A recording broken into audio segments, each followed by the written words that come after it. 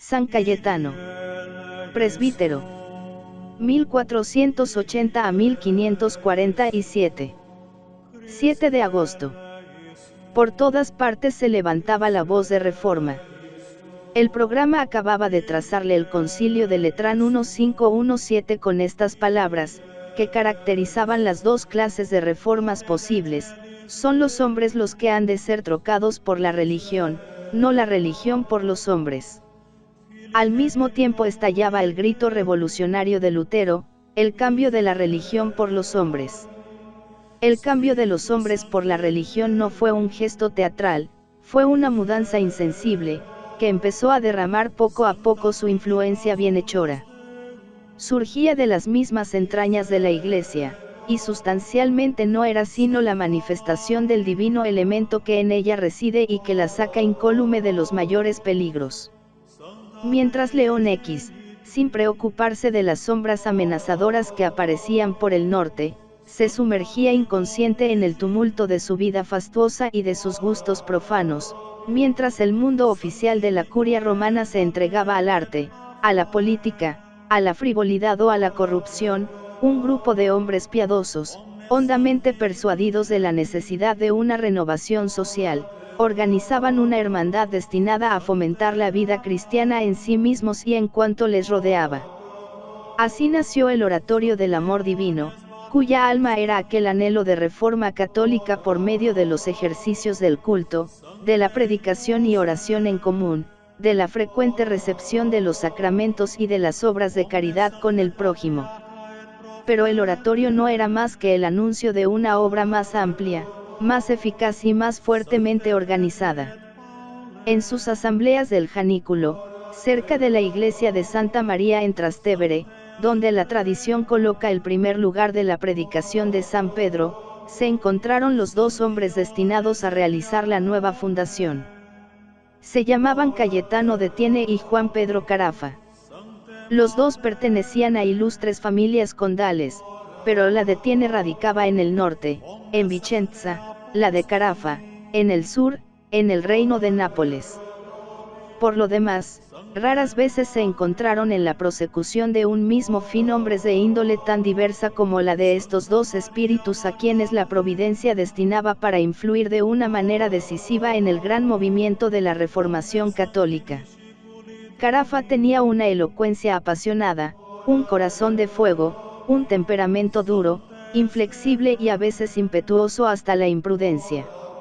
Ante esta encarnación de la fuerza de voluntad, Cayetano aparecía como el hombre silencioso de la oración y la meditación. Un hálito delicado de santa poesía llenaba su alma mística, enamorada de la pobreza de Jesús, como la de San Francisco. Era una naturaleza orientada hacia la vida interior, sumamente blanda, condescendiente, recogida y silenciosa. Se ha dicho de él que deseaba reformar el mundo, pero sin que nadie se enterase de su paso por el mundo, y esa frase caracteriza plenamente su alma. Vivía en un pleno abandono en la providencia divina.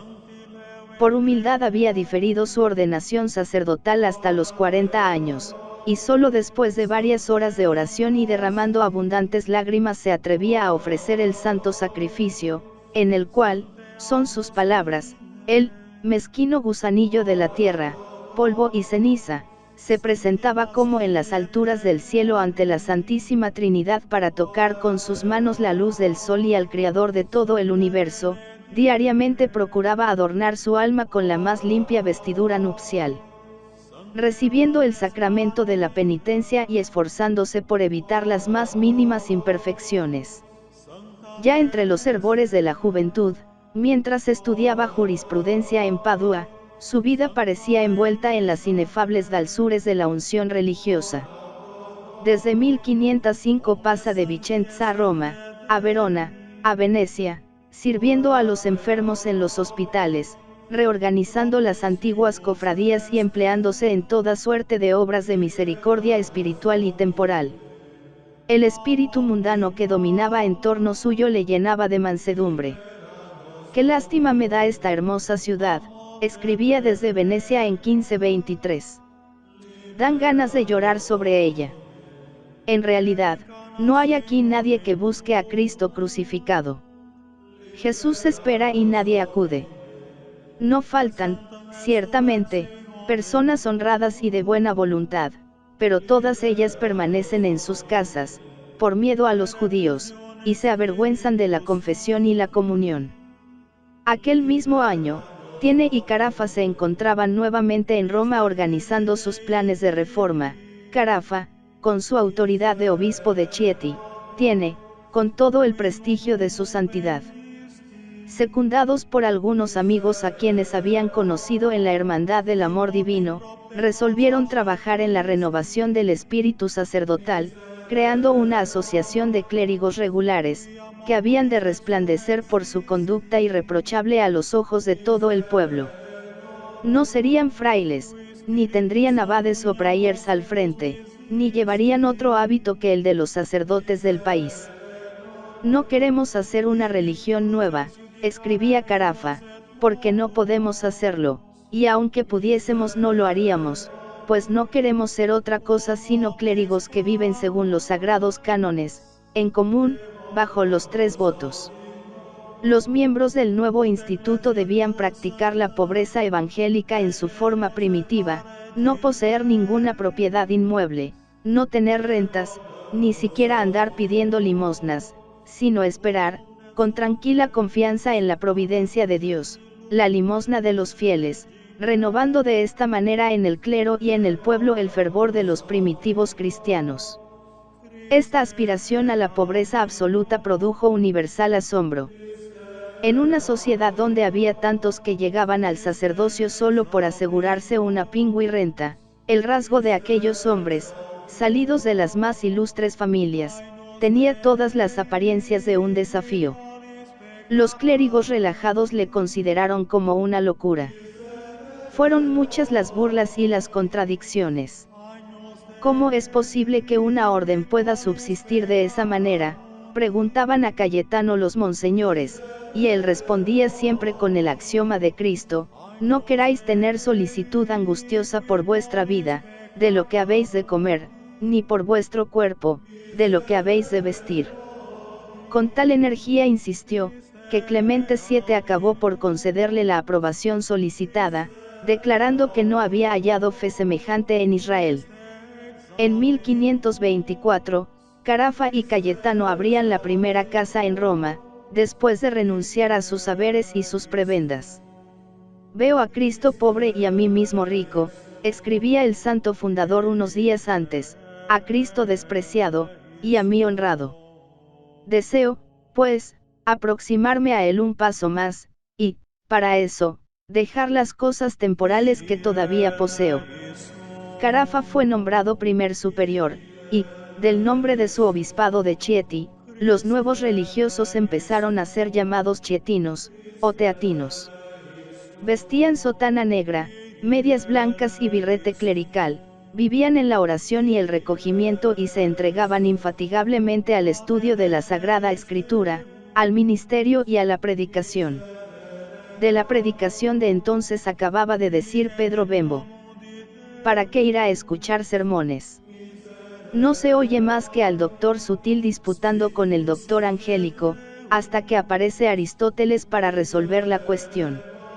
Nada de esto se veía en la oratoria de los teatinos, ni ornatos profanos, ni citas científicas. Era una enseñanza esencialmente moral, dirigida a transformar las costumbres, a encender la devoción en la Santísima Virgen y a estimular la frecuencia de los sacramentos. La gente aseglarada los escarnecía y ridiculizaba, pero el pueblo se sentía impresionado al ver su vida mortificada y su abnegación sin ejemplo en el cuidado de los enfermos y los peregrinos, y poco a poco su conducta iba produciendo efectos maravillosos en medio de la sociedad romana. Cristo, escribía uno de los compañeros del fundador, es ahora más temido y venerado en Roma que antes. Los soberbios se humillan, los buenos alaban a Dios, los malos están sin esperanza.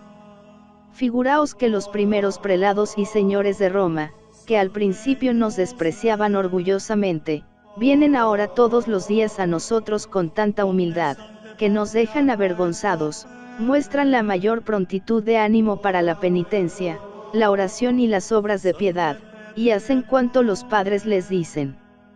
Más aún, diariamente hace pedir el Papa las oraciones de estos miserables.